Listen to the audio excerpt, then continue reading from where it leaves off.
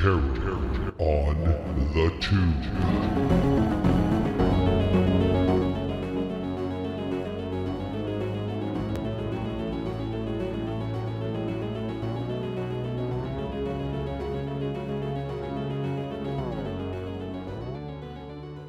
Welcome to Terror on the Tube, where we watch and discuss horror and suspense made for TV movies from the 70s, 80s, and at least twice, the 1990s.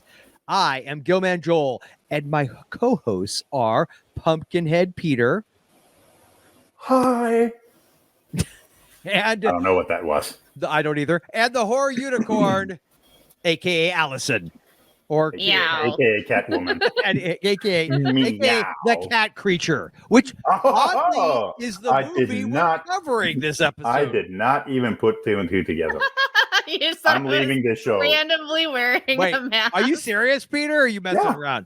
So are you expecting a different mask next time? No, yeah, we were talking. We were talking about a lot of stuff before this. I didn't really put two and two together. I was going to say that seems like something I would have done, not you. Well, I'm old. All right. Well, we are covering, as we alluded to, we are covering the cat creature from 1973. That is the correct movie, right? I didn't watch the wrong one, I assume. No, I hope so. Oh, I watched a movie about werewolves, actually. Ooh. So not kidding. I watched the Mummy movie. Yeah, I watched it on Creature Features, which, is it me or does their show have a similar font to the font that's the opening? You kind of make it out in the background. Yeah, There's a similar vibe. Yeah. Apparently they played it before. Oh, okay. Yeah, that's what they were saying. That was like the 2 years ago, and like which is funny because specific amount of seconds. Yeah, Vincent acted like he thought it was a good movie, and then by the end of it, he was like, "I don't know what I just watched," which I thought was funny. I actually don't. I'm not because I haven't grown up with the horror host thingy, so I haven't really. I usually watch them without that. But I love it. I kind of went into this Creature Features, and I like the characters. Livingston is. I love all of them. Tangella's great. Vince is great. Livingston's my favorite. I love him. Mm-hmm. He's so freaking dry and funny. Love that character. So yes, we are covering, as we said, the Creature Feature. If you are listening to the audio only version of this, there is a video version where you can see the wonderful and lovely Allyson and the two of us. And there, I had to point the right direction there. Yes, I always get it wrong. I always want to to me, she's on this side, but it's actually right here. I just do like this. So yeah, if you're so inclined, we do show things on screen like the IMDb page typically, but it's fun. It's fun. So you can see me with my my new metal mouth. Those that are out there say, I'm fixing up the grill. I told my kid, I walked in and I was trying to figure out if I could tell my kids, like, when did they stop, like, where the whole, like, rappers would put, like, the bling on their teeth? I don't think they've stopped. Is that like an early 2000 thing? I don't know. Does it still happen? I think it still happens. Is it still happening? You just bling that shit. Yeah. I feel like that's what I'm doing now. I'm trying to be cool, and I'm a hep cat. You're trying to be prettier. That's what it is. And they're gonna rip 4 teeth out of my head too. I didn't mention that part. So out of your mouth or your head? Both. I have that to look forward to. That'll be fun. Okay. Because you have too many, like a shark. Yes, I have crowding, and according to my orthodontist, it's gonna be a heck of a lot easier to steer the teeth into the correct space. If he, yep, it's gonna rip them right out of my face. Ugh. With the chisel, like in The Last House on the Left. Oh, the dream, oh god, that's the worst scene of that movie. Was that in the original or the remake? I have not seen the original. Oh, you never seen the original? No, the remake. Sorry. Sorry. Okay, what? I was like, well, that's weird. Am I like a Twilight Zone where Peter saw the remake, but he hasn't seen the original? No. I haven't seen it. Like, I'm trying to remember. Is it like a dream sequence, or does it really happen? Okay, it's a dream sequence. And I have puts the chisel to the teeth, and just when the hammer is about to hit the chisel, that's you wake right. up. I remember that. You're right. And I sat like this. Yeah, that's brutal. I hate that. That kind of thing bothers me more than almost any agoraphobic. Teeth, fingernails, toenails, or like when somebody like they'll take somebody's foot and they got like a hammer and they're gonna just smack. That's the worst. My pinky toe says no. Yeah, because you could just imagine because we've all thubbed our toe, right, or bent a fingernail, or I did before I came on. You and know swore. how bad that hurts. Yeah, I can't relate to having my legs blown off or something like that. No. I can relate. The toe though. He shot me in the pinky toe. Yeah. Oh, what movie is that from? Harlem Nights. Yep. So, hang on, synopsis. Yes. Peter, funny you bring that up. Do you have a synopsis? Look, see? No, shit. There. Yep. Yeah, there it is. Let's see. The Cat Creature. It originally aired on ABC on Tuesday, December 11th, 1973. And it is a bit of a weird synopsis, that sentence. A deceased rich man's collection is the key to solving a string of murders committed by a mysterious black cat. Did you say diseased? Deceased. Sorry. Deceased. We're having a problem with understanding words today. Yeah, apparently. No, a deceased rich man's collection is the key to solving a string of murders committed by a murderous black cat. Okay. That's not wrong. Kind of okay, but it's still... I mean, it's not wrong. No. See, and there it is. And there it is on the bottom of the screen. For those who are watching. Yes, indeed. All right. So, Allyson, I ask you the thing I feel like I always throw at you because you've seen a lot more of these movies than us. Had you ever seen and or heard of The Cat Creature? I definitely never seen it. I think I've heard of it before, but I think I kept thinking that it was something kind of like, did you ever see the MST3K episode where they did the Puma Man? No, but I've heard of Puma Man, but I've not seen it. I feel like it was something. Peter, you might. It was something like. I thought it was going to be something like that, I think. And so every time I was like Cat Creature, I was like, I don't know, I wasn't that excited about it. And then when I watched it, I was like, oh, this is not what I thought it was going to be. You immediately thought, oh my God, Mrs. Keaton is in this, so it's got to be good.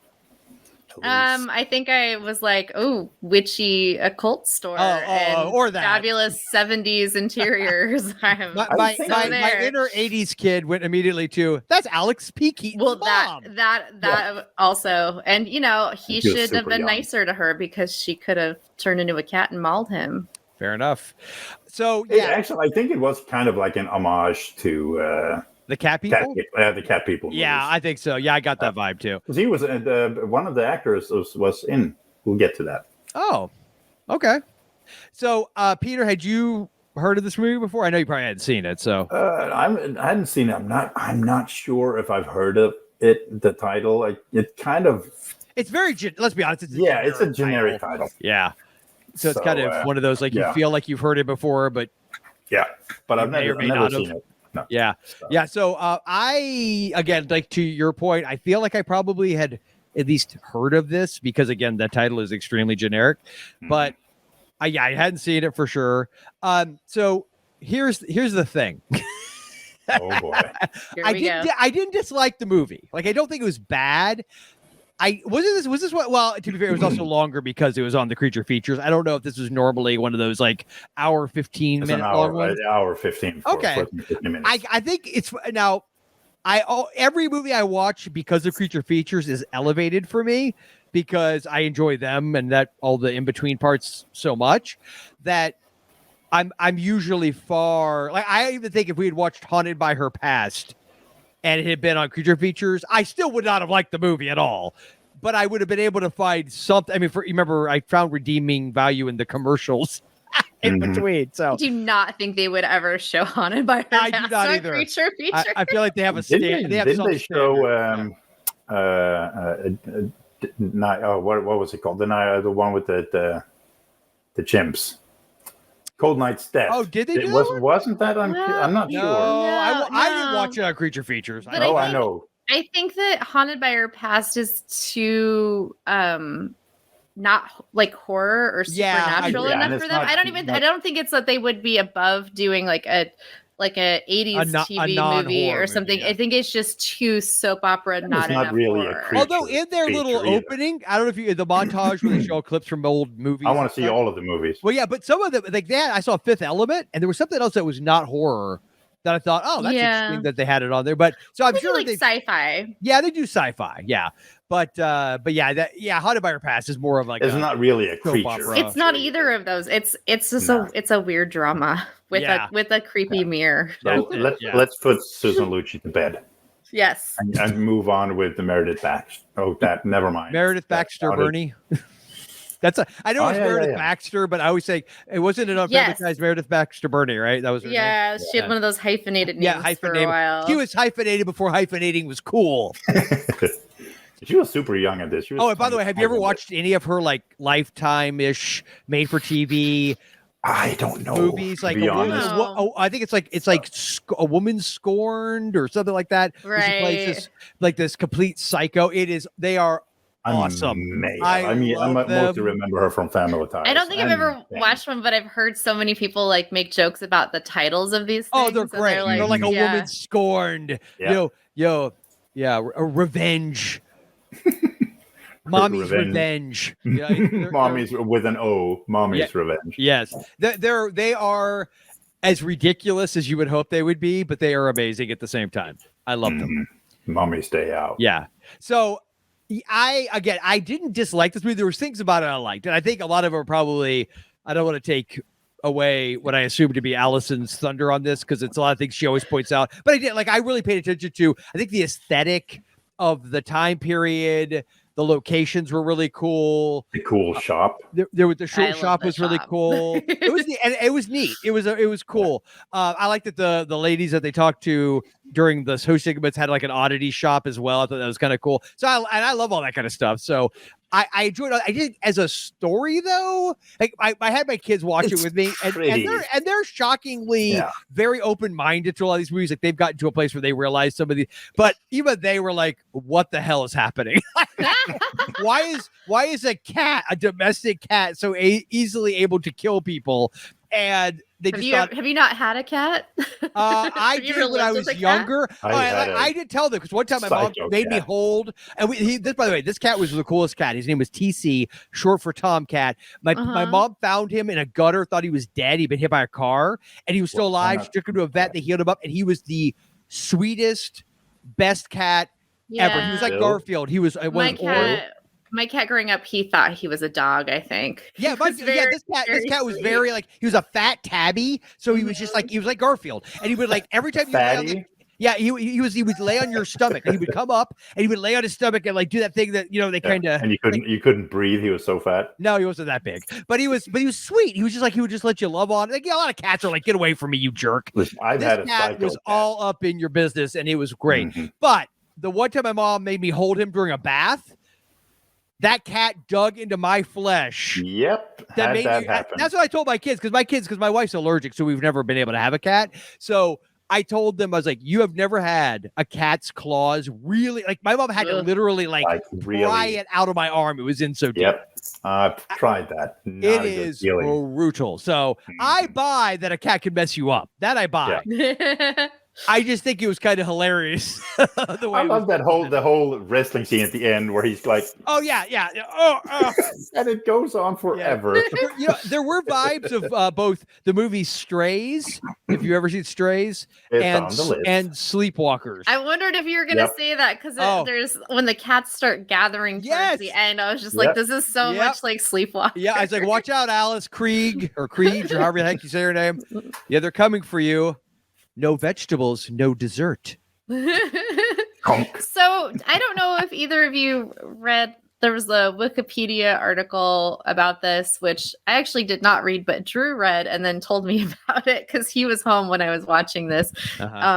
So apparently a lot of this was meant to be sort of an homage to Cat People, the Val Lewton movie. Yeah. So I think they were trying to, arguably, who knows how well you could say they pulled it off, but they were trying. I mean, you have the main character we end up focusing on after another character dies, kind of a la Psycho, is named Renne, and the main character in Cat People is Irina. And then you have this story arc where it's like,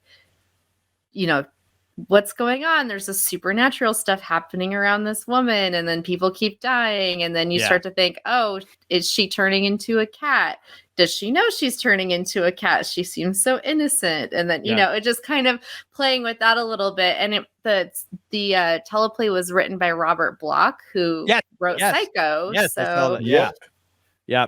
When I told my kids too, I was like, "Oh, Robert Bloch, he was a prolific short story writer and wrote tons of stuff." The House of Good Blood. Yeah, and I think the point my kids made, and I honestly have to agree with them. It was not remotely scary. Like, you think Robert Bloch being involved, there might be at least a modicum of creepiness to it, but it was much more of a mystery with hints of the supernatural, but it wasn't scary. Like, there was nothing. I felt like it was like watching a fun episode of the Kolchak TV series, except for that he wasn't in it. Yep. I had that thought too. When I think it was actually a point where maybe the cops, because they would cut to them in the car, and I can't remember what the scene was, but I remember having that exact thought. It was like, kind of reminds me of a Kolchak. Yeah, episode. And that scene actually, when they're in the car and you hear a lot of car noises, honking, everything. They were supposed to loop to do their voices again, and then to cut up, and they didn't have time for it. So it worked. I didn't feel. What's that? That's very much like a Scorsese, early Scorsese, right? Where you get like all the sounds of the city, and it's like almost overrides the dialogue at times. Yeah, I like that actually. I think it's more natural. The vibe is, I mean, like you said, it's not really. Well, it is horrific, of course, but it didn't feel like a horror movie, and you got the vibe, like you said, a mystery under a Kolchak, and I like that vibe with it. Yeah, so. Me too. I'm of the opinion, like, as far as movie monsters go, I have never been.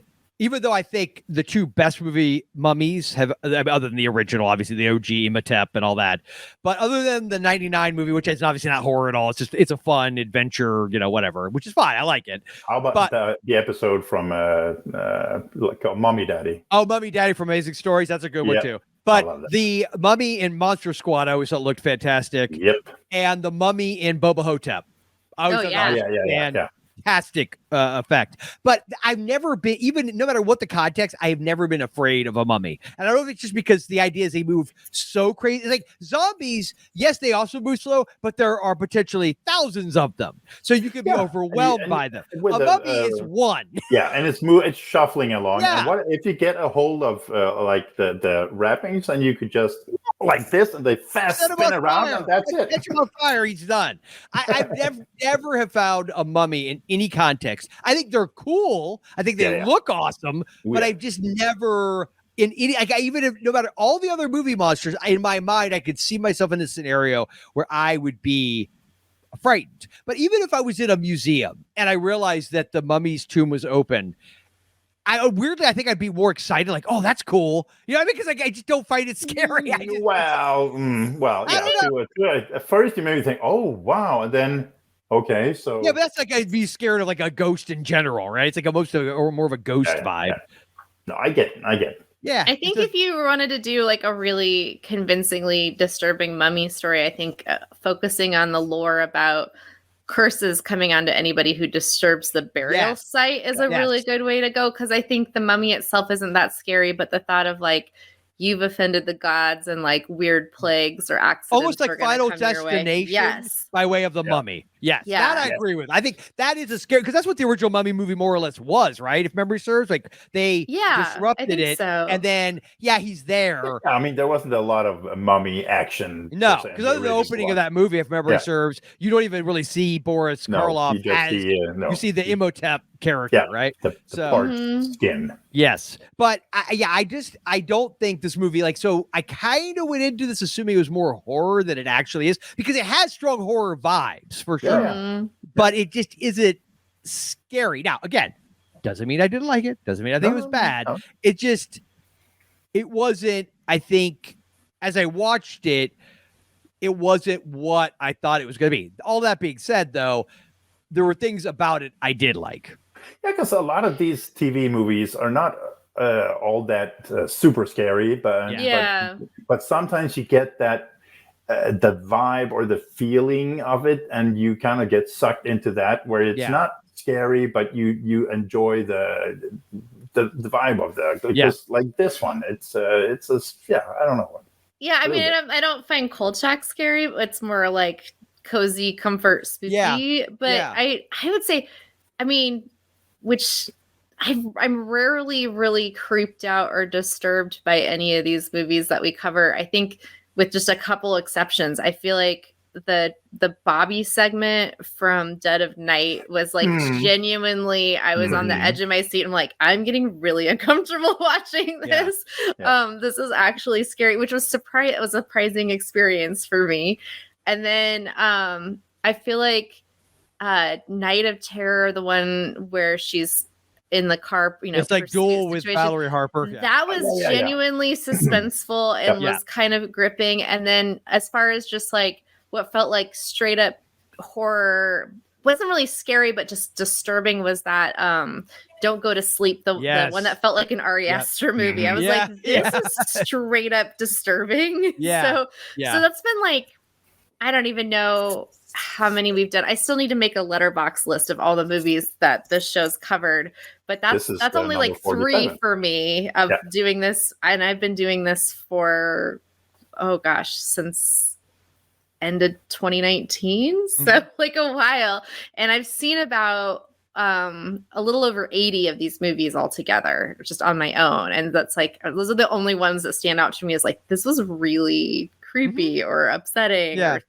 but that doesn't mean the others are not good. You get that vibe of it, but like Soul Survivor. I know I always bring that one up, but it was super good. And I think what it is, it comes down to the writing. I guess at the end of the day, the story in this was fairly, and I'm not going to use the word pedestrian, even though by me saying that, it's like I'm using it because it's so super annoyingly pretentious. But it was just very basic. Like it wasn't.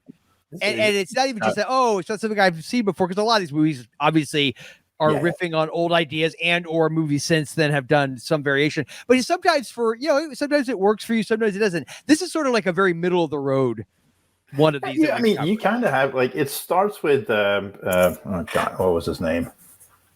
Frank Lucas, played by Kent Smith, who actually was in Cat People. Here, I'll add this to our. That's right. Yeah. That's right. He was in Cat People, and he is appraising this rich man's rich man's that's collection. A cool poster. Yeah.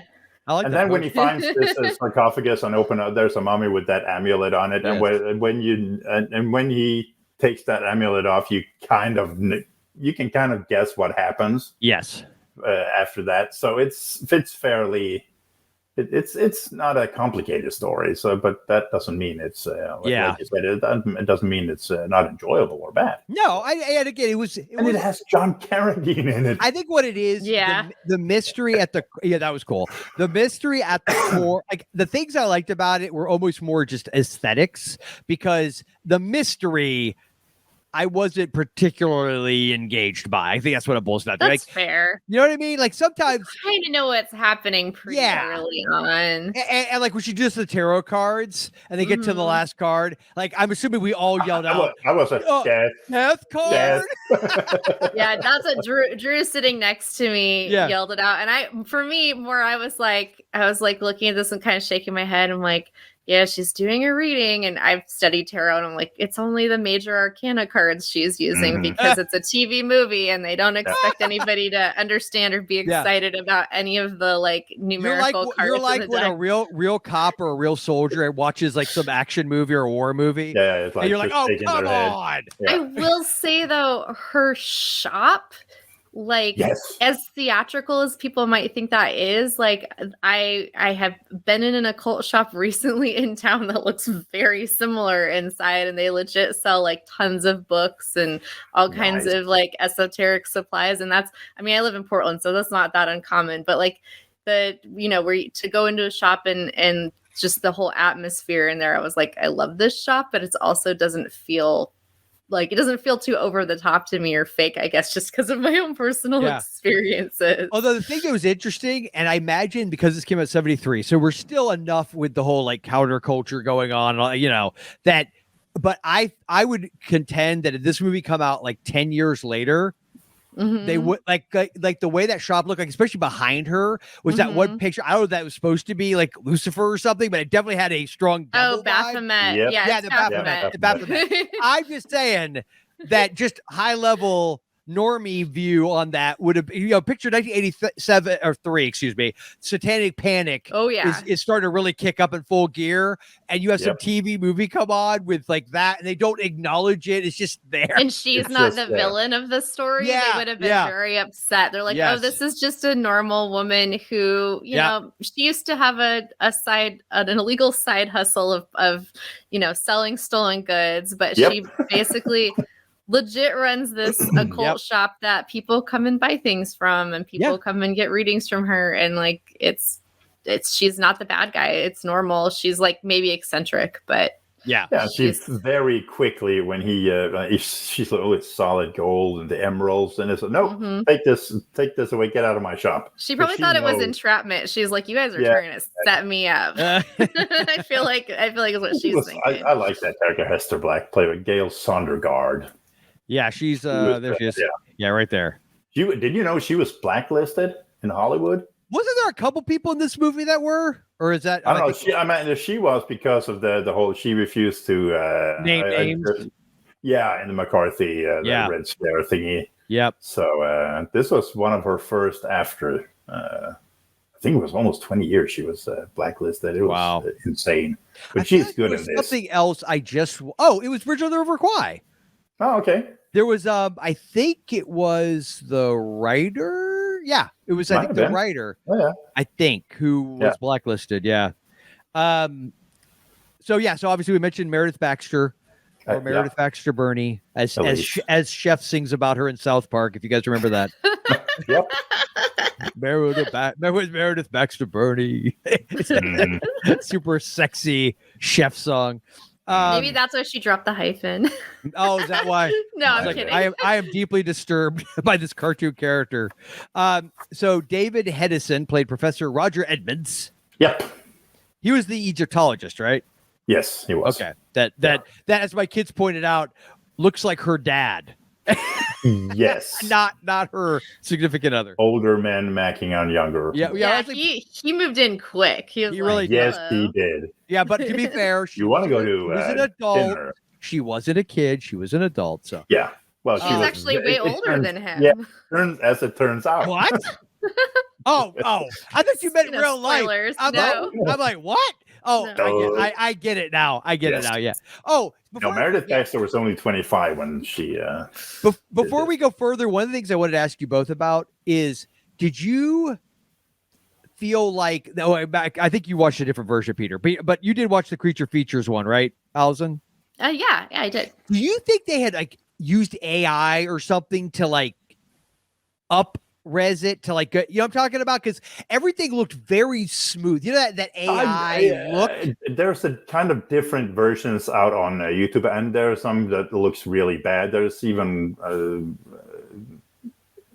I think the one they used on Creature Feature was the one I also watched on YouTube, because there is one that really looks. But I'm talking about everything good. Very smooth. It looked like AI art at times. Some of the images. I think it definitely probably got a digital print cleanup. Probably. I don't necessarily know that they have always. I mean, they might use AI for that now, but I feel like even in the 90s and early 2000s, they would, sort of do the video version of Photoshop on they stuff would, to but there's a specific. Go back and look if you get a chance. Just a couple of some of the shots.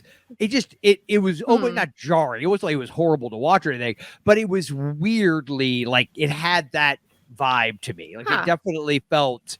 I mean, they've definitely done an upscaling where they went from probably what was a really very low resolution, but I imagine this was obviously shot on film back in the 70s. Yeah, but I think, and that also depends on some earlier versions are the ones that were uploaded then, and then some people maybe have a better version on a tape somewhere, or they find it and then they upload it. So sometimes you will find better versions as time passes. So the one I watched was a good one. Yeah. So you mentioned John Carradine. Yeah. And did you know in that scene, in that scene, I read somewhere that the writer of the screenplay, I don't think it was Robert Bloch. No, I think it was the Curtis Harrington, who was we never even mentioned him. The director. The director. He wanted Hester's character to be homosexual. Gale. Hester Sondergaard? Yeah. Okay. And the producers and everyone said they nixed that super fast. So to kind of to put it to them, so to speak, did you notice that Mabel character, the little midget prostitute in the hotel? Oh yes. He put that character there just to mess with the producers because you know what was when that happened. Well, I'm sure we'll get to that. I was like, that whole scene, everything about it, I got like straight up Frank Henenlotter vibes. Yeah. You know what I mean? What you find in the room when they go looking for the thief, like the way they find him is kind of hilarious. Oh yeah, and it's like a dingy hotel scene, but it's like definitely felt like it was being played for comedy a little bit. Yeah. All right, so we mentioned John Carradine, who's got 354 credits. He's been in some stuff. He's been in a ton of stuff. Yeah. I'm actually surprised when I watch things from this era and he's not in it. Yeah. He's like so prolific. If it's super low budge, right? If it's horror Kinda at all, spooky, it's got it spooky. They knew they could get Carradine for, I'm guessing, fairly cheap back then. They're like, hey. Well, hey, the guy who played the thief, what was it? From Kung Fu and he has more than 200 credits. The second I saw him, I was like, that's a grandfather from Gremlins. Yes, it is 1 and 2. Yep, and Kung Fu, and Dead Heat. He was in Dead Heat too. Oh, one of your favorite movies. I love Dead Heat. Yeah. Oh, it's so great. I love that movie so much. Let's just talk about Dead Heat for the next 30 minutes. There you go. I was just waiting for that. Sherry Hastings. She was the one that gets jumps over. I wrote down. That was the first I read because she when she gets home, picks up the cat. She gets home. And she's talking to the cat about with the money. And then I wrote down, never say you're soon getting out to start a new life. I know. That's what she's talking about. I have enough money saved up to move out of here. But I wrote down, that's basically like signing your own death sentence. In every movie, either I'm getting married, I'm moving out of here to start a new life. Every time you say one of these things, you're dead. This is the last heist I'm gonna do before I go straight. Like it. So she and my wife share a birthday, January 28th. Although she's 30 years older than my wife, but you know what movie she was in? You'll remember this. I'm trying to remember what she was in because I recognize her face, but let's see, The Ghosts of Buxley Hall. Oh, was she one of the ghosts? No, I think she was probably one of the kids at the school. I'm not sure. That is not what I was in that one. That's an early 80s movie. I know the title, but that's definitely not what I was. I feel like there's something else in it. She's only got 37. Only. Well, she's done. Let's see. Archie Bunker's plays, episodes. Barnaby Jones, Quincy, BJ and the Bear. She's been in a ton of stuff, but I recognize The Ghost of Buxley Hall. I'm not sure what she played in it though, but I like that movie. Okay. I think we talked about that last. I feel like that title's gotten brought up more than once. Yeah. I have a quick side question. What is BJ and the Bear about? There's not an actual bear in it, right? Or an actual BJ. Sorry. Oh, no, is it like a cop show? Like no, it was a truck. Was he like a truck driver? There's a so it's their CV handle. But yeah, no, wasn't BJ's the driver, if memory serves, and the bear is the chimp that rides like a sidekick, right? Was it Chimp? Oh, it's a chimp. I'd prefer a bear. No, it's an actual I know it's a simian of some sort. I feel like it is a chimp. No, I remember a truck driving bear. Yeah, I don't think the bear. It sounds like when you said BJ and the Bear, it sounds dirty now, Joel. You've of course it. You've sullied it. As a kid, as soon as I heard the title of that, even as a kid, I was like, "Say what?" Let's see. 1978. A trucker and his pet chimpanzee. There it is. Yep. Traveled the highways of America, getting into various adventures. I do not like chimpanzees. I love animals. Why? Because they'll rip your face off? Well, that and it's because people are always like trying to make them like humans, and they just look like wrinkled old men, and then they're wearing diapers a lot of the time, and I'm just like, no, it's like a weird Just like giant. wrinkled old men. And they'll rip your face off, literally. I mean, If all they don't like all it. monkeys or all apes, I should say, should not be trusted. No, Or ferrets either. I stand by I that. love ferrets. They're adorable, but they are devious little house weasels. They Yeah. will steal from you, and they will attack I have you. tried over the years to convince my wife because I always wanted 2 of them because of Beastmaster. Of course. And I was at Ogo and Pogo. Wasn't that the ones from Beastmaster? I think it was whatever. I want to name them. They will steal your credit cards and shop online. Like, do not trust them.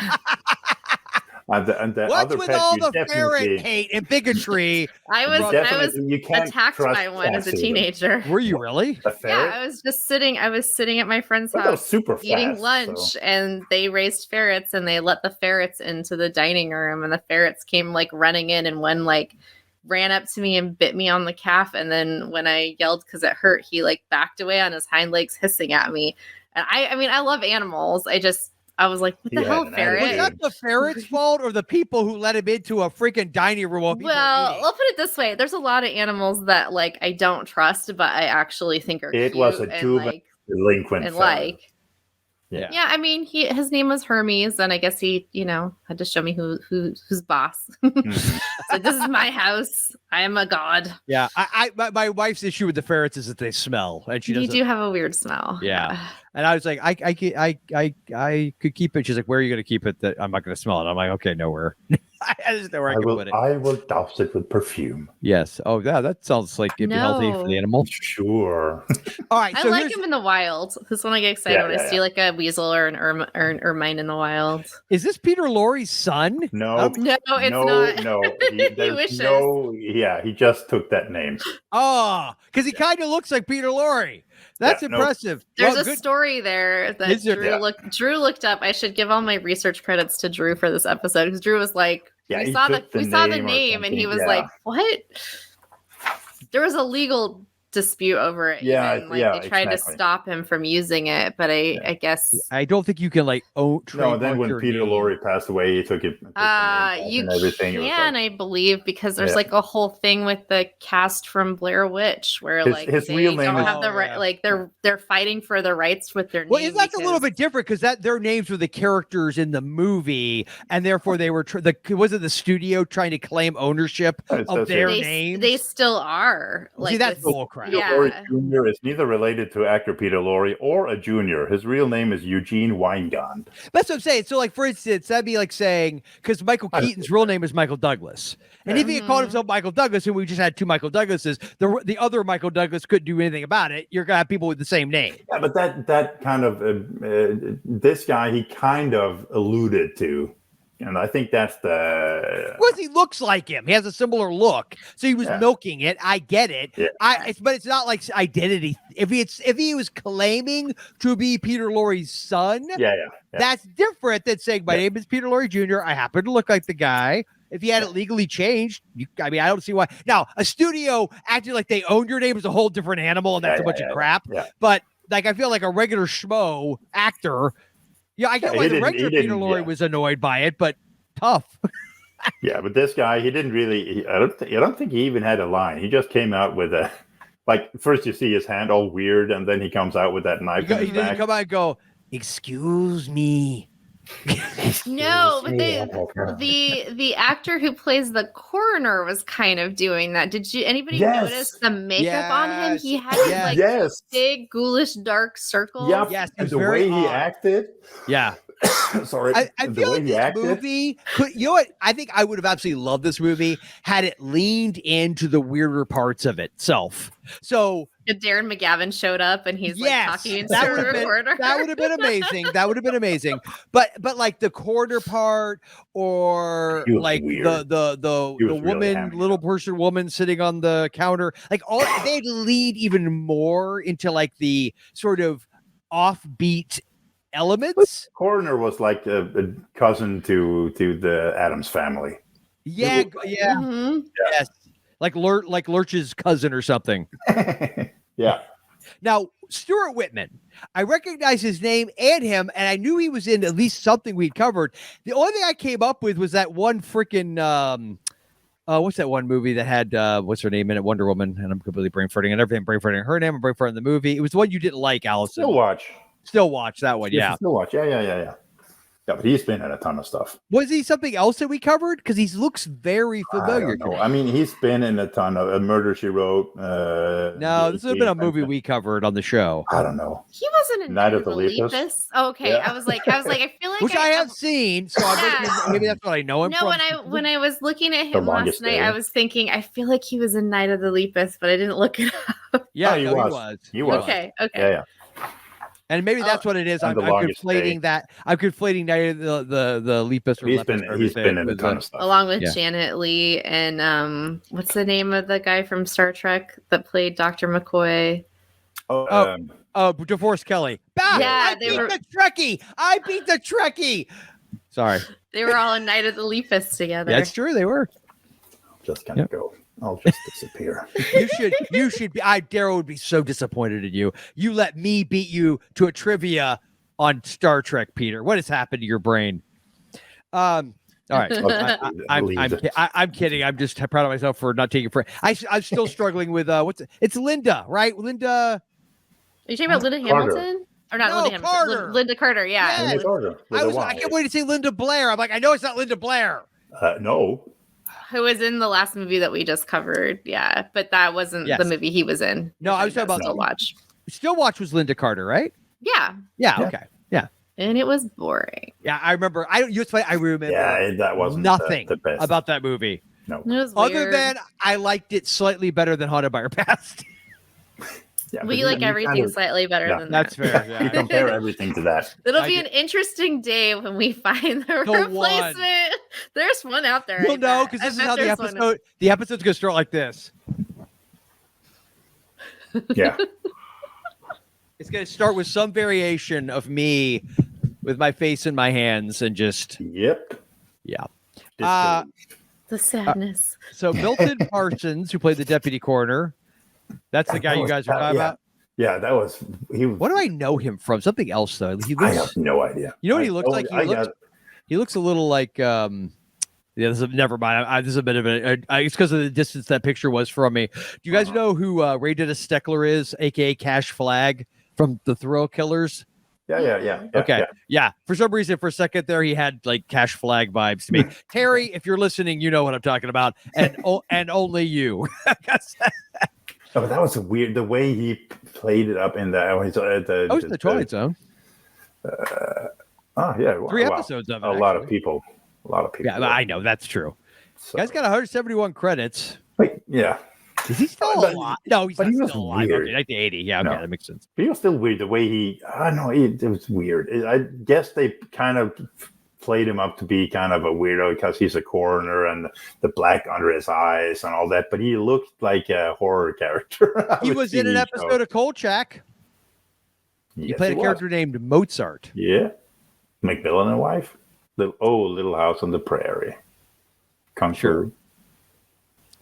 Is there anybody else that's worth? No, I mean I reckon. Well, Virgil Fry has been in stuff, but I recognize him from Revenge of the Ninja. Well, I don't know why the Ninja thing reminded me of Miami Connection. I've been watching the Riff Tracks version of that with my kids. Okay, Against the Ninja. But actually, you bring up the people who can't see it. Joel is showing a picture of the Curtis Harrington, director. Curtis Harrington, yeah. Which is funny because there's almost never a picture of the director. No, but he's done other TV movies, and some are on the list.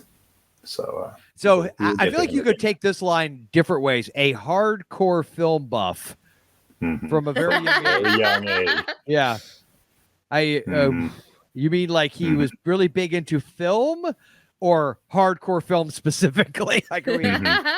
And then it says he made his first 8mm effort at age 14. Yeah. Boy. Yes, he was making his these little reels of. Hey, the Dynasty, the Colbys, shows you recognize, Joel?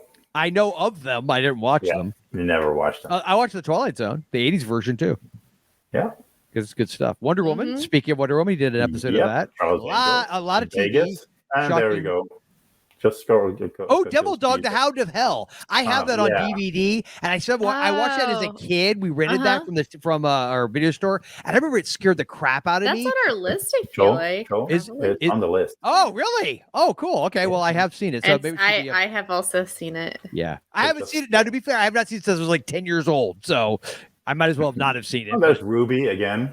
Oh yeah, I remember. Yeah, Ruby's come up several times. Is that the movie with Piper Laurie? Yes, I believe so. Yes. That movie's bizarre. Yeah, he directed that. See, there's who else was in Ruby? Stuart Whitman. Yeah, who played the police, the police lieutenant in this one. Okay. Yeah. Oh, Ruby, don't take your love to town. Do it. I love Beretta. That's a good title. The Dead Don't Die. Yeah. It doesn't really make any sense because, of course, they don't. But it's still a cool title. It's all the alliteration. Isn't that similar to that Jim Jarmusch yes, movie that came out a few years ago? What was that called? It was with Bill Murray and Adam Driver. Yeah. I actually liked it. I haven't seen it. I wanted to watch it though. But I'm weird because I actually like Jim Jarmusch movies. I do too. Have you ever seen? He had a weird show that was like on the Independent Film Channel back in the day. It was called Fishing with John. Or no, he was a guest on it. It was John Lurie had this really bizarre sort of like, if you could think of like avant-garde art house fishing show, and he'd have different friends of his who were in the film industry and music industry come on. There's an episode where he goes fishing with, I think the Jim Jarmusch when they go hunting sharks on a boat, and it gets very surreal at one point. And then he goes with Tom Waits. They're in like Southeast Asia somewhere, and they're on like a big, like a floating barge type boat, and they're catching things, and they catch a snapper, and Tom Waits is like, I'm putting this down my pants. And he's like, I'm going to put this red snapper in my pants. And then he does. So this rings a bell. I think I've seen It's called Fishing with John. Anyway, and there's an episode with William Dafoe where they go ice fishing, and then at the end, there's like a little narrative that says that they died at the end. Well, it's hilarious. It was on Independent Film Channel? I think so. We actually have it on DVD. Oh, really? So this is basically when they actually showed independent film-oriented things and not just repeats of 2.5 Men. Yeah. Oh, wait, they do that now? I happened to go. So sad. It was like literally nothing but repeats of garbage, like sitcoms, and not even good sitcoms. No, that's not film. The weird part. This snapper here with it feels like I've watched, or at least watched. You've seen clip. that? That or you had a really crazy dream. Not that long ago. So maybe there are clips on YouTube somewhere, because that rings a bell that I watched that clip not that long ago, actually. Not to completely derail us, but I will say this: this guy. Oh, I like that movie. What he's directed, the titles of movies he's directed are the kind of titles I love the most. I love like titles that almost create a story, like The Hills Have Eyes, right? Last House on the Left, People Under the Stairs. I realize they're all Craven films. I just like titles like that where it's very evocative. And like Whoever Slew Auntie Roo, What's the Matter with Helen? How Awful About Alan? There's something I would much rather have titles like that than Games. I feel like some of these are going to come up on our list. Oh, really? Oh, okay, cool. I mean, How Awful About Alan is a TV movie. It's there. I love Peter's like his like sort of. I try not to say anything. It's like, and then I ruin it by going through people's IMDb. Yes. And then I announce, I'm like, wait, that's one. Yes. I just assume they're regular movies. Yeah. I've seen some of these. All right. Well, there's the photo of the cat when it hypnotizes. I love the cat hypnotizing people. That's so good. You know, I will say this: that I actually thought legitimately was creepy in a way. I wasn't scary, but I mean, there was a vibe to the way they must have shined the lights in the cat's eyes to get that effect. Because obviously it was a real cat, and the cat looked really pissed. Yeah, and it's just the way they narrow those the pupils of the slit. Just moved its mouth a little bit, and that sound. It was that was a cool. I actually liked that. Actually, I liked that quite a bit. Not that they were torturing, but that the cat's eyes look like that. At the end, when the cat started to hypnotize, I really like that. David Hedison. What was his name in this movie? Professor Roger Edmonds. When it started hypnotizing him, I was like, "Look away! Just just look away. Yeah. Would you just look away? And he doesn't, and the cat jumps him, and he wrestles it for almost 5 straight minutes, it feels like. And then he finally throws it away, and then it all of a sudden got really interesting. Yeah. The movie. I realize this image is just straight up promotional. It means nothing, but it feels like something where it's meant to be symbolic. You know what I mean? Like the whole thing. Yeah, something about it, like, what does it represent? The way she's holding the chain around her face, like there's something. I think that's a cool poster. I don't know why. It feels very like something a hippie or somebody would have had on their wall. It gives very like early 70s, late 60s occult, like Anton LaVey vibes. Yes. And it's so theatrical, and I love it. Yeah, that's very I'm cool. just like, yes. It's very trippy. Cool. Let's see. What is and we have, what was that guy's name? Was that who? I don't know. You're talking that was Dr. Reinhardt, probably. Yeah, because our Egyptologist. Oh yes. The professor, he goes to another old man who apparently lives. Well, he almost did in the library. He got him a bunch of books. And then he asked, "Oh, you've been there and seen that?" "No, I don't live." "What did you say?" "I've never left the town." The farthest he's been was like, okay. Yeah, I'm like, you're an Egyptologist who's literally never left your like little town. Wait, where was it? Where was this taking place? Was this? It was California, and still LA. Was it LA? He named. I wasn't clear on if it was Bay Area or if it was Southern California, but I feel like probably Southern California. But the other professor makes a crack about like he hasn't been east of like. It wasn't Sacramento, but it was like someplace like Midland, California. Yeah, like not. Still, he knew a lot more because the professor sat there with the medallion and tried to decipher what it said on the back. And the professor comes in, opens a book. Look, there it is. Yeah, and it said, "Hang on, I actually wrote that down. Beware the seal of Kur-Urset, for he who dares to remove it will open the gates of hell." That's a good line, and it's a screeching. I will say this also in the writing of the movie's defense. Not that Mr. Block needs me to do that, but I will say that I like that there was clear motivation for say why everything was happening the way it was. That in the end, like it all makes total sense. Around this amulet and because of what it represents. I've been trapped like her. Oh yeah, it all makes sense. I mean, everybody's motivations make sense. Like there's nothing in this movie where you're like, say what? Yeah. Huh? Like I never had that. She was trapped in darkness, but she could still kind of she was aware. That's pretty horrible. That's a pretty horrific. It's like she was cursed, Yeah, that's a fate worse than death. This is a call back to Allyson making the point out that the character Renne was very much older than the older professor knocking on her because she is a priest. Like a 2,000-year-old mummy. Yeah, I spelled it at the very beginning with my character. Yeah, I was gonna say. I think at this point, anybody who listens to the show should know. I need to probably add it to my little opening, and we spoil.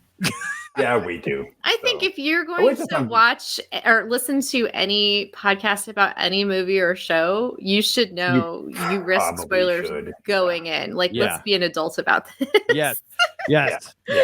Watch it first. I actually feel like the phrase, which I realize coming from me is rich, but let's be an adult about this emotionally at any rate, should be reintroduced back into the American vernacular for most things. And put on t-shirts. You put on t-shirts, on billboards. Yeah. We need a straight up like they live, brainwash everybody, but you should say things like, let's all be adults about this. Yeah. Get over it.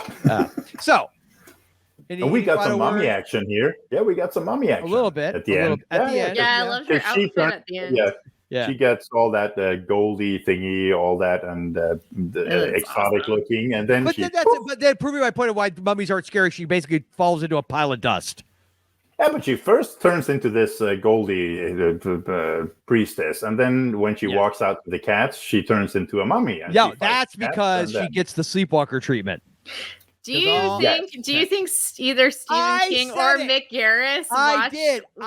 I said that to my kids. I said, I wonder, is it possible that, it's the right era. Yeah, it is. They would have probably People been. watched made-for-TV movies. Mick Garris, and I know that Sleepwalkers was original King's script. It wasn't even based on a short story, but Mick Garris was a huge horror fan, always had been. I believe he would have been aware of this on some level. Probably, yeah. And at the very least, if it wasn't like directly something that King chose to put in the script, I could totally hear like Mick Garris saying, "Oh, it's like in the Cat Creature."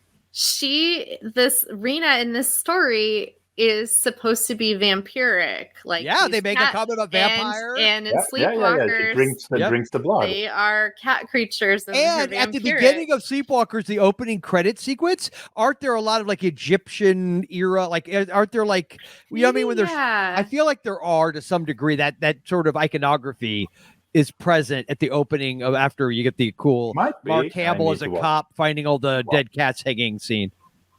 I just hear the tune in my head now. Oh yeah. So and not that. I thought the one she puts on there when they dance around and they have. Do you love me? That one? No. When the mother and son are dancing together. Mm-hmm. Oh, you mean the song Sleepwalker?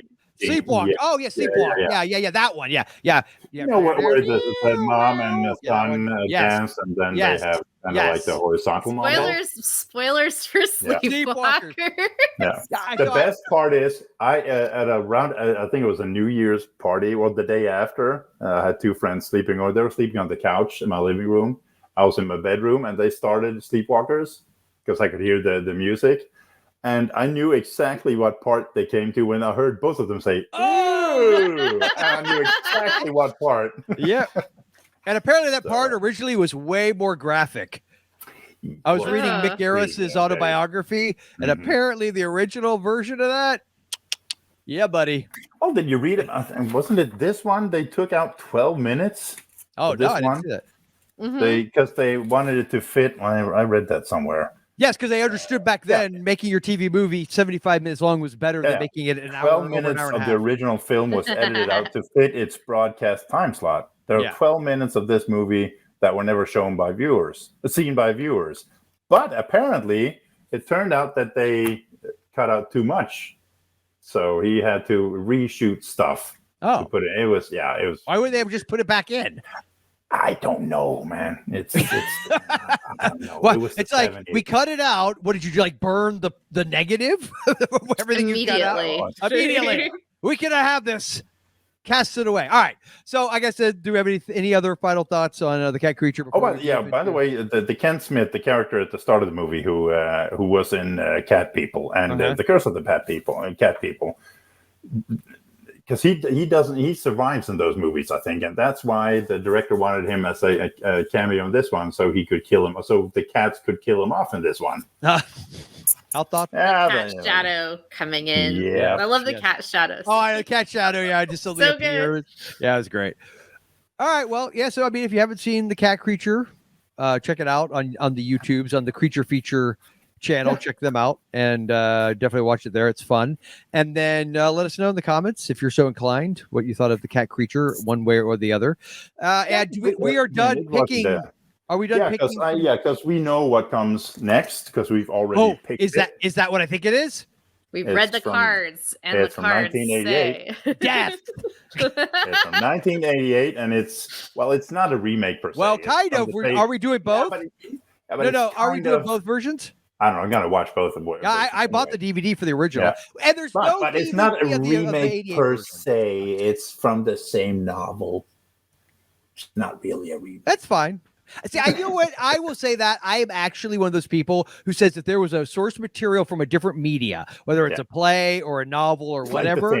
I don't consider that exactly. Like that's not a remake of that movie necessarily because it's based on like how many versions of Romeo and Juliet have we had? Are you calling all those remakes? Of course not. That's stupid. Okay. Nobody would do that. Yes. So why do we do that if it's based on a book? Know. It's easier to say, I think. Now, I will say the one caveat to that would be is Gus Van Sant's Psycho because he just tried to remake Bloch's book, which would have actually been interesting. No, he did the movie. So the movie in question, or the movies, That recovering. The I saw what you did. The original's a William Castle story or a William Castle film, and I feel like this the 80s, is late 80s, 88. Yeah, the late 80s version of this story has more beats matching with the William Castle movie than I would argue the 13 Ghosts remake had with the original William Castle version. So I saw what you did fair, though. Was that a book? Was that originally a book though before Castle touched it, or did he come up with the idea? I don't know. Which one?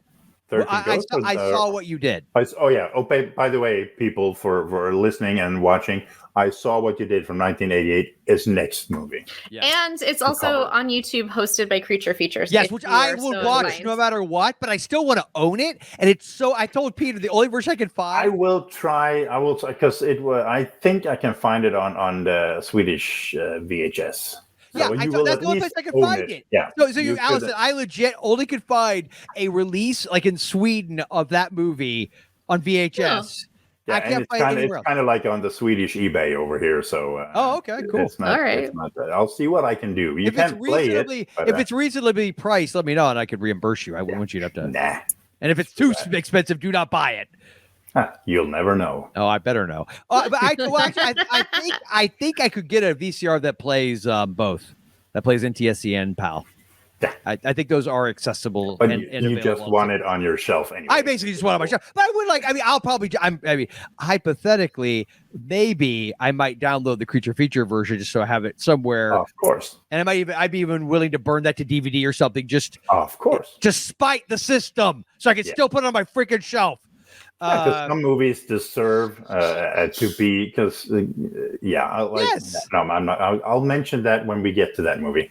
But there are some movies that should be re-released. I don't understand why they wouldn't have put out at least a VHS version of that movie. They probably did, and it's out of print. Or I couldn't even find, like, a lot of times you'll find people, you may not be able to buy a copy, but people will document, like, oh, this was when but nothing. I couldn't find anything to indicate that it had ever been on VHS or DVD. It's weird.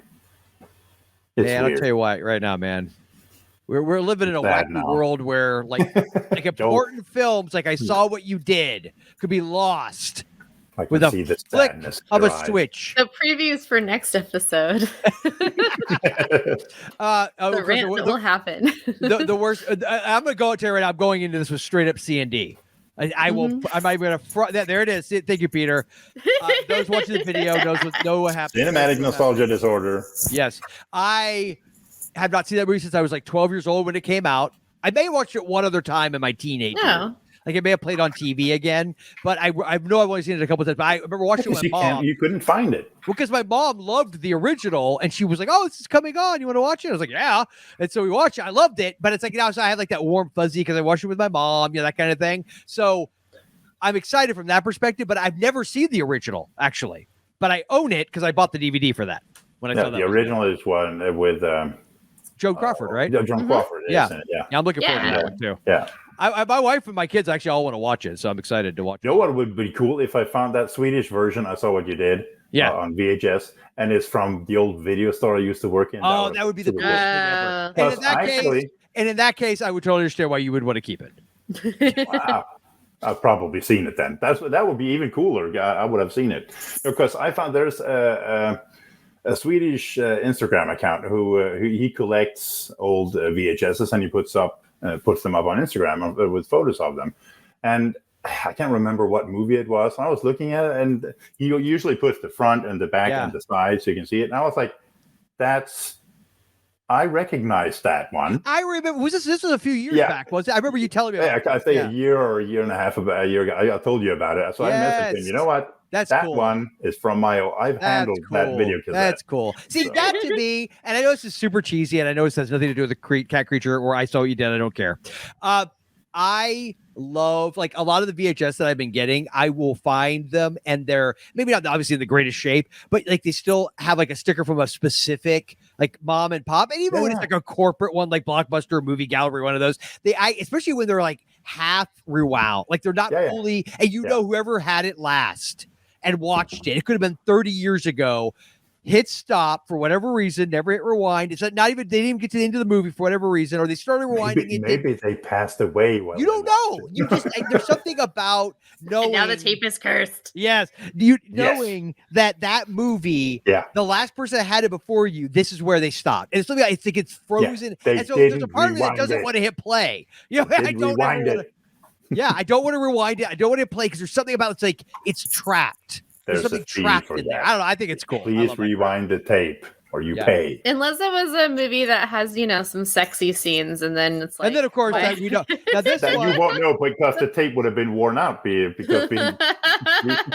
My Psycho 4 is from Video Treats. And that one, actually, that one is, I think, it's played to the end, but they never rewound it. Oh, there's a fee for that. Yeah, it literally says on the tape, please rewind, and they ignored that. Yes, please. Wasn't that directed by Mick Garris? Yes. Psycho 4? Yep. I love Psycho 4. Yep. Mm-hmm. Yeah, I have a couple of Henry Thomas. I have it on Laserdisc too. It has some parallels to Sleepwalkers. Yep. Yes. Yeah, it does. No, I have a couple of VHSs up on the attic from old video stores. Yes, you do. One of them is The Town of the Dreaded Sundown from Specs. Yep. And in hindsight, I think that's actually down here on my shelf. The only person in hindsight, I think when I gave that to you was years years ago. Yeah, and I remember because it was from the Specs that I went to. And I was trying to, and I remember there was one day, it was like before you reminded me that I'd sent it to you. It's like, what did I ever do?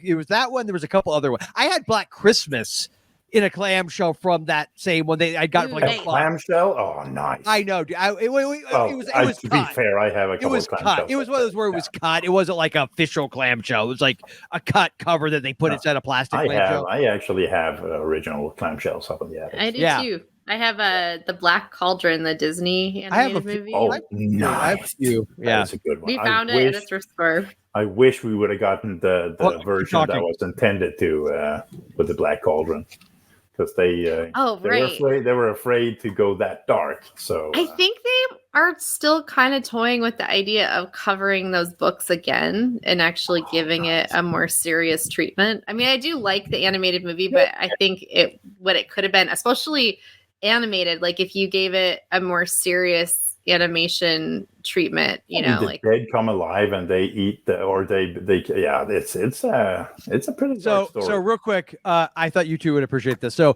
I found this one definitely at a Goodwill in Tallahassee for like $1, and then this one I think I might have found in this one I may have actually bought from Dewey Sean, who when I first met him at one of his he was doing a vending at one of the cons. But this is the Shaolin Temple against Llama, I guess. It's like some weird kung fu thing. Nice. But it is straight up like, and again, this is one of those where somebody started it, got like 30 minutes in. Probably didn't like it. You probably didn't like it, but this is like a true clam. Got it for like $1. And then this one is in a box. Like it came like, remember those box ones? Yeah. It's like in the actual cardboard box. What is that? Oh, the club. It's like some kind of PG rated. Did I ever show you guys Drew's clamshell copy of Return of the Living Dead? No. It's a prized possession around here. And also we got Linnea Quigley to sign it a few years back. That's and then a year after that we had Joe Bob sign it because Drew first saw it because he saw it on like cable TV on Monster Vision. That's awesome. Yeah, when he was a kid. So I'm super happy I have a VHS copy of The Shark Hunter, Franco Nero, the Franco Nero movie. Yes. Actually sent to me, or I bought it from Lou. Was that the one you used for the promo we did? Huh? Was that the movie you held up for the promo? Yeah. Dale Lloyd. Sorry. Yeah, Dale. I remember. Yeah, good old Dale. Remember the VHS thing we used to do, the contest thing that we did on Forgotten Flicks? Yeah, that's how I found it. Through Dale, I found you. God, isn't that weird? Like how the world. Because he used to do this on Mondays. These brain twisters. That was he would show you like just a piece of like a VHS cover. It's like a puzzle. No. He clipped out the letters from different posters. And you had to guess. That's right. But it was like a puzzle. Mondays, it was set up like a puzzle. Yeah. And it was on Mondays, and then he gave hints, and then and I did this at work. everything stopped. I stopped taking phone calls because I wanted this to solve this. It was shockingly difficult. Yeah, and he moved it to Forgotten Affliction. That's for a while we did. So the Shark Hunter I did on the promo, that's from Dale. And and that is also, I think it was released on DVD shortly. I missed the window. I wanted to buy it, but then it went out of print. Yeah. So I have the VHS of it. Yeah. Still, you have it. It's not the greatest movie, and I remember Dale because it's the kind of movie you'd want to watch on VHS. If I remember him selling it, and he didn't really have much luck with it. And I said, well, if no one on eBay or whatever he posted it wants to buy it, let me know because I want it. And he said, "Is that why? Is it because you really want to watch the movie?" Or yeah, I have watched it before when I was a kid. So you could tell that was early in your friendship because anybody that knows you for like 5 minutes wouldn't have to ask that question. No. Yeah. So no, Dale's a good guy. All right. So then I guess we're not picking the next movie. The next movie has already been picked. We already have. It's a bonus. So we will be doing I Saw What You Did, 1988 and 1964? Five? Oh, that's close. The William Castle version. We'll talk about both. Obviously, the focal point will be the 88. The focal is I Saw What You Did, 88, but it's cool to have a comparison once in a while. Yes, and I'm going to watch them chronologically as well. So nice. So I had to think. Wait, what? Meaning I'm going to watch the old one first. Yeah. See ya. Go. All right. Well, then before we wrap this up, Allyson, where can they find you? Here. Okay. Good. And other than that, I'm hiding, so don't bother. No. Here you can hear episodes of my old podcast, The Haunted Davenport, at thehaunteddavenport.com or at Apple Podcasts. Let's see what else. Halloween stuff on Instagram at Clark Memorial Gardens. Yep, indeed. I actually went back and watched. I've listened to a couple of episodes because I missed that show.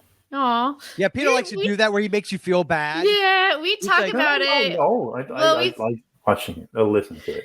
It's a scheduling thing, and also just trying to make a space where multiple people can record and it doesn't sound weird is also a challenge. Yeah. Peter. Yes. Where can they find you? Here. Okay. And a Retro Movie Geek being silly, silly here too, but I'll let it be there. And they can find it on Letterboxd and Instagram and Hugh's show. We haven't done one in a while, but we have a list there too and a couple of ideas of weird movies. Yeah. So I'm around. Cool. Yes. Well, we're glad you're around, and I will forever be grateful to Dale for introducing us in some way, shape, or form. That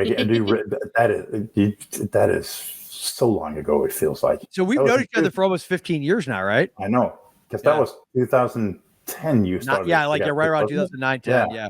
Yep. Wow. It's been a minute. That's about this because I kind of hooked up with Kevin Spencer a little earlier than I found you, so that's also it's weird. And Dave Becker right around then too. Yeah, it's so funny like how all these people that we've And actually my oldest friend is actually that's not online, that's a real from around here. I thought you were going to say that was a real friend. No, from here in town that I went to school with. We've known each other since we were 7. I have one friend that I've known since I was 7. My friend Jason Wilson in Scotland. Yeah, we've been friends since we were 7. Yeah. You mentioned it before. Yeah. And I have this affinity for people from Europe. I don't know what that's about. Apparently, it's like we're your pets or something. Yeah, something like that. I'm sure he would appreciate me calling him. Jump for me, Dane. Jump for me. Yeah, well, that's only you, Peter. That's only you. Yeah, well, I'll do it happily. All right, so I obviously here a Retro Movie Geek. Let's see what else we got. Jay and the Dead's new horror movies, of course. We actually just did a Horror Lagoon with Macula. We covered a movie called Goki, the Body Snatcher from Hell. It's a Japanese, 1960s Japanese bizarro movie. That sounds fun. This is coming from me. So I was almost going to say, is it weird that I think I recognize that title? But coming from me, it's not weird at all, actually. No. And I will hopefully be doing a shot on video Horror Lagoon with the great Dave Becker here soon. Nice. And we also, I know we're recording for I'm sure he wouldn't care if I say this. I know we're supposed to be doing a Nightmare on Elm Street series. Yeah, but you've talked about that. I've never gotten to be a part of a series discussion. And since I think Ron Martin and myself are the only two people on that freaking show that love all those movies, I'm going to battle with my boy Ron. And it's saying something because Ron, I always thought hated everything, but it turns out Ron and I have a lot in common when it comes to certain series that everybody else makes fun of. Ron is weird like that. So you're gonna cover Nightmare on Elm Street? Yep. I should probably not admit this publicly, but I just saw Dream Warriors for the first time in the theater last month. Well, that's a hell of a good way to see it. Yes, I think I like the original quite a bit, but I think I like Dream Warriors. Dream Warriors is fun, but it was so good. But if there's somebody who doesn't like it, what's that? And the song by Dr. Oh yeah, I got the record hanging back. Yeah, totally. Yeah. The have you seen part 4? Right? No, man. You know what? Maybe okay. So when I was in college, we marathoned a bunch of them. So I maybe have even seen Dream Warriors before, but I was in my 20s and we were not sober, and it was all of them back to back, and I kind of remember bits and pieces. Got it. The one where the girl gets turned into the cockroach. Do you remember that? Oh no, that's one. I remember. I love 4. 3 is a I would argue Cockroach Hotels. Story-wise, it's probably the superior film. But 4 is just fun. I think it's like if you. That's with them at the pizza meatballs, right? That might be. Is that 4 or 5? I'm more in 5. Some of the effects I get mixed up. Because Lisa Wilcox is in both 4 and 5. Both the 4 and 5. That's where you get it mixed up. But I think you're right. I think 4 has the meatballs one. Yeah. That's what from that pizza place, the Crave Inn. Yes, yeah. The Crave Inn. Yeah, but 4 is Screaming Mad George did the effects in 4, and it is okay. Yes. Screaming Mad George is great. I love Screaming Mad George, man. Don't get me started on Screaming Mad George. I need to watch those movies again. I love all the Nightmare movies, including Freddy's Dead. Yes, I know it's garbage. I don't do too. care. It's fun. Not the new one though. I cannot stand the remake. I've not seen it. Ron refuses. He said we're going to do the whole thing, but he refuses to watch it because he has it. I wish I had held stronger to that commitment. I finally saw it, and it is so bad. I couldn't. I have a good friend. He loves movies and never walks out of a movie. That's the only movie he walked out of the theater. I'm not going to watch this shit. So bad. Nice. Oh, but talking about Japanese movies, watch Yokai Monsters. I've seen that. I've seen a couple. They're good. YOKAI, right? YOKAI. Yeah, YOKAI Monsters. They were on Shudder for a while. That sounds very familiar. I think there's a very pricey Blu-ray box out. Yeah. And those movies. Well, you kind of have to know a little bit about the Japanese lore, but with these monsters. But it is, if you want to talk weird. Oh, I loved it. I thought they were great. Yep. So we went and bought, we were in a grocery store and they had a sake cup with the umbrella creature that has the eye. Nice. Yeah. Nice. Yeah. Cool. All right. So then to wrap it up from my end. Oh yeah. And then also, of course, Mom and Pop Video Shop, where if you're watching. Yes, you must go watch her on the tube. Go there. We had our, as we record this, our toy soldiers episode drop that we did. Also, one of my favorite movies. Yeah. Oh, yes. But what's one of your favorite movies? Sea of Love. Oh yeah. Oh, which is yeah. Great. We covered that way back. Toy Soldiers in just a few days. It's on track to be our first 1,000+ viewed video. Because I don't know why that one hit, but apparently a lot of people seem to found it because YouTube has decided we're worthy of their algorithm at least a little bit because most of the videos, they get a few views and that's fine. That's not why I do it. I don't care. But it was kind of funny to see this one go. Is the creaking audible?